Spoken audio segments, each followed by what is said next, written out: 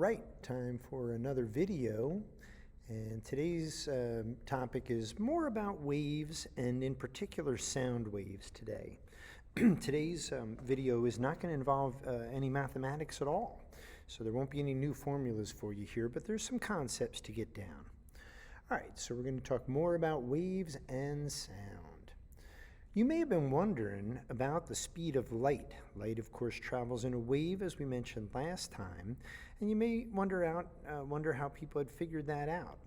Well, a person by the name of A.A. Michelson, I'm not sure what the A and the A stand for, but this gentleman conducted an experiment in 1907, and for that he got the Nobel Prize. Actually, I'm not sure if the experiment was in 1907, but the Nobel Prize was awarded in 1907.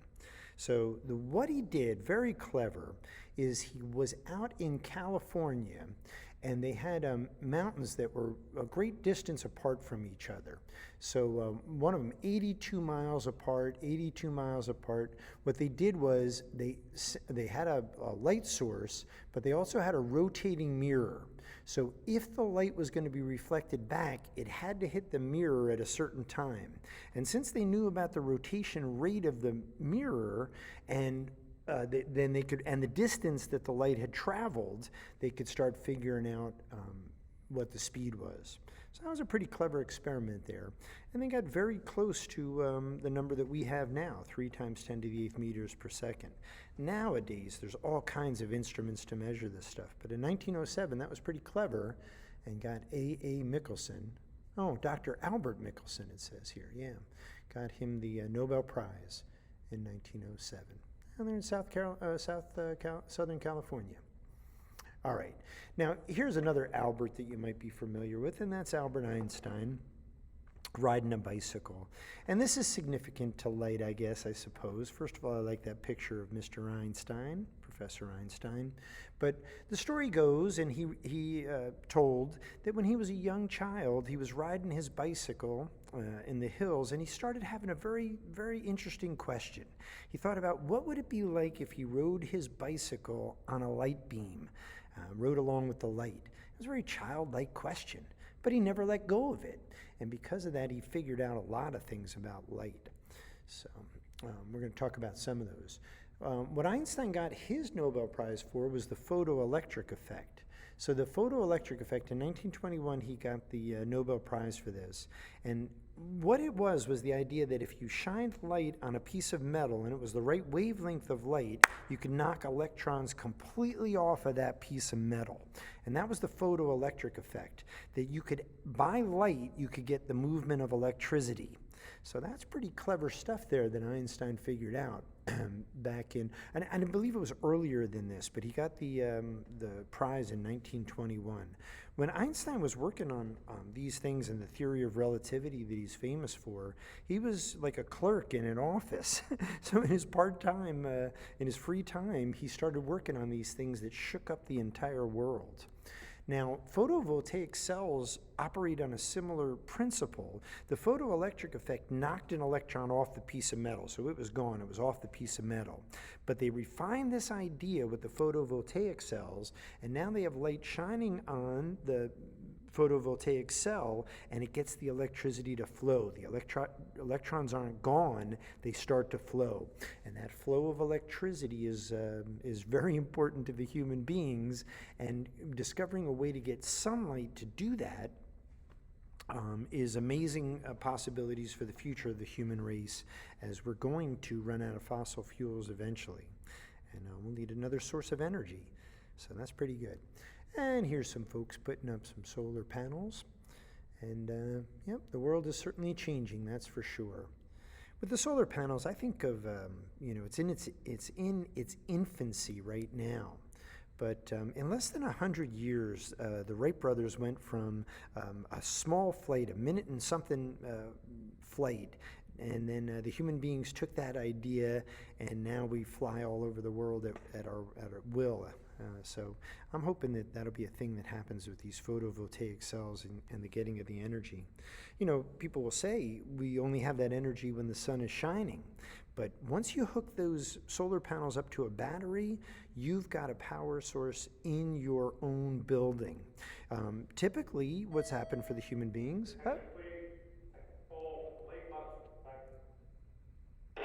Late bus announcement. But typically, what happens is, you have to have the sun shining to get it. But now what we're doing is, like I said, with the batteries, we can store it and we can have it in our house. So what I started to say was, typically there's been these wires that'll transport the electricity from one center, a power plant, off into to the grid, and then it goes to individual houses. But now you can cut that part of it out, and you can just have each building create its own power. And that's already happening. And if the human beings are going to make it, if we're going to make it in the future sustainably, that's going to be the route we take. Pretty interesting. All right, so another thing I wanted to say about light is, since light has a speed to it, think about this. Every time you look at something, you're looking at something that is really from the past, because it took that light a little while to get to you, right? Now, it moves so quickly that everything we look at is pretty much an instantaneous view. But that's not true if you look at the moon. The light coming off the moon, that's 8 minutes old. And or the light from the sun, rather, is 8 minutes away from us. And the stars are even farther. So we're always looking into the past when we open up our eyes. Okay, fiber optics is another clever deal about the human beings. We figured out that we can, along with light, send information, amazing amounts of information. And fiber optics is sending light through a tiny piece of glass. So we got this glass with these fiber optic cables in it, and through that we send all this kind of information. We don't think about this too much, but this was a clever thing that human beings figured out. We're sending signals through the air and also through the ground through these fiber optic cables. And that's how sometimes you get your text messages, or you'll get a video from around the world that's playing to you almost instantaneously. It's because all this complex amount of information can be sent at the speed of light through fiber optic cables. So the fiber optic cables are a pretty good invention for the human beings also. Okay. So let's start talking about sounds here. All sounds are caused by a vibration. So there's got to be some kind of vibration. My vocal cords are vibrating right now, right? So that's the deal.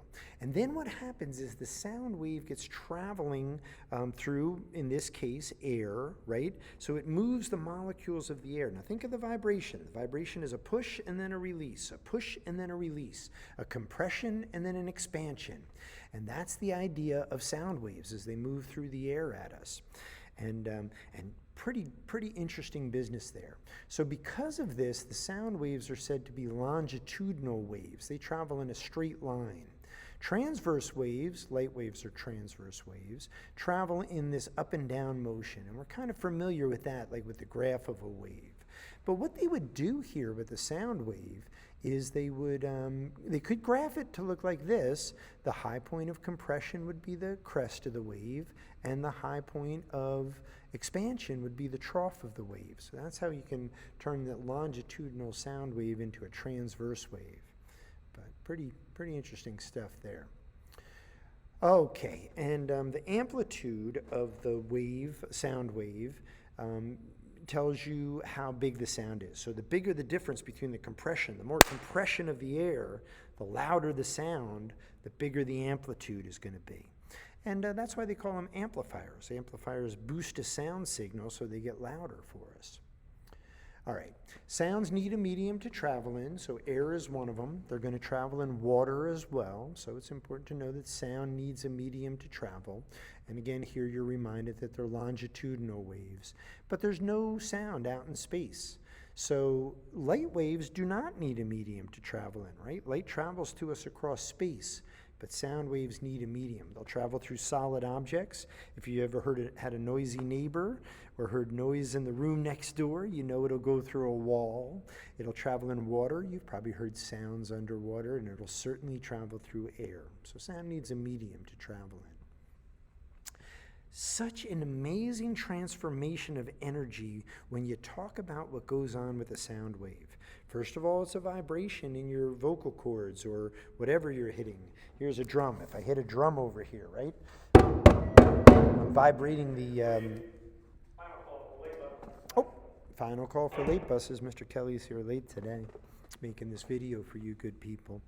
Yeah, so the sound wave is going to travel through the air, and it's going to hit the ear, and inside the ear we all have hairs inside our ear, and there's liquid in there too, so the hairs start to move, and then the liquid starts to move, and then an electrical signal is sent to the brain, and the brain can sort out all of these different sounds. It's pretty incredible stuff. Think about all the different things that you're hearing, and your brain is saying, that's a car, that's an ambulance, that's a plane, that's a, whatever it is, and our brain sorts it out. All these different sounds that we hear. Okay. We could talk a little bit about here a microphone and a speaker. So this is another idea about the transformation of energy. So a sound wave will happen, a microwave picks it up. Inside the microwave is a magnet wrapped in a wire. And a magnet wrapped in a wire, and this is the electromagnetic effect here, is an electromagnet. So the vibration of the magnet causes an electrical signal to be created. But that electrical signal, like the light waves that I mentioned before, is carrying information. It's carrying information about that sound. When you get to a speaker, it's a reverse microphone. It also has a magnet in it, and when this vibrates, it releases the sound out into the for people to hear. And you've all experienced this kind of thing before, right? I just experienced it with the late bus announcements. But inside there, that electrical signal can be manipulated to change the sound, to make it louder, boost the amplitude, to change the quality of the sound, to put some special effects in it. This is also how the electric guitar works, right? It's got a pickup in it that picks up the vibration of the strings and transforms it to an amplifier. And if any of you have ever played electric guitars with effects, you know you can change that signal. Nowadays they're doing it with digitally, but in the old days they had to have vacuum tubes to manipulate that signal as it was going through. All right, pretty great stuff. All right, frequencies of sound are heard as different tones. So you know about a higher pitch, like a high, and a lower sound. Well, these are different frequencies of sound waves. Sound is going to travel to you at the same speed regardless of the frequency, but you're already, from your experience, can start thinking about wavelengths involved with this too. So lower sound waves have a lower frequency, and because of that, they have a longer wavelength. And high-pitched sounds have a very high frequency. They come at you very quickly, and their wavelengths are a lot shorter. All right, so a higher frequency sound, another way of saying that is pitch. So tone or pitch, a higher pitch. All right, so that's what I would have you know about these sound waves. Harmonics. All right, so oftentimes we hear different sounds at the same time, as I mentioned before, and our brain is sorting them out. Sometimes these sounds sound pretty good to us, and I'm hoping that you can see the piano I have here, and I want to talk about the harmonics. But when sounds sound good together, it's because regularly, and the diagram shows it, the crests of the wave line up with each other, and the troughs of the wave line up with each other. All right, I'm going to flip over, and again, I'm hoping you can see the piano here. But here would be an example of a chord on the piano where you're getting tones that sound good together. Like if I start with a C, not too bad. But if I add in a C and an E, they sound pretty good together. All of the time, their crests don't line up together, but often enough they do. And I can add in another chord that'll sound, note that'll sound pretty good with that. And you've heard these kind of things many times in your life. If I get those three that sound good together, it's harmonics. Sounds that sound good together. I'm a big fan of the sounds. And the music, so not too bad at all. All right, the speed of sound is called Mach 1. So Mach 1 is something that's traveling at the speed of sound. And that's about 700 miles per hour in the air, the speed of sound is, Mach 1 is. So if you're going twice the speed of sound, you're going Mach 2. And if you're ever traveling faster than the speed of sound, that's called supersonic. So supersonic speeds are speeds that are faster than the speed of sound. All right, so here's the sound barrier. If you think about this, right? As you're creating sounds, they're going out in front of you, right? They're traveling out in those longitudinal waves. So if you start approaching the speed of sound and you get faster and faster, you are going to run into this disturbance in the air that you created earlier, this big disturbance in the air. And all that pressure means that when you break through that and you finally hit the speed of sound, you're going to pass through the sound barrier. And when you pass through the sound barrier, and when you're moving at supersonic speeds, there's going to be something called a sonic boom. A big loud sound is going to come out. And the sonic boom here, because there was moisture in the air, is kind of reflected as this plane passed through the speed of sound and got to speeds that were supersonic. So there you go. That's my talk for you today on waves and sound. I believe that's the end of the video. So I hope you enjoyed that, and I look forward to seeing you all back in class. Thanks for watching.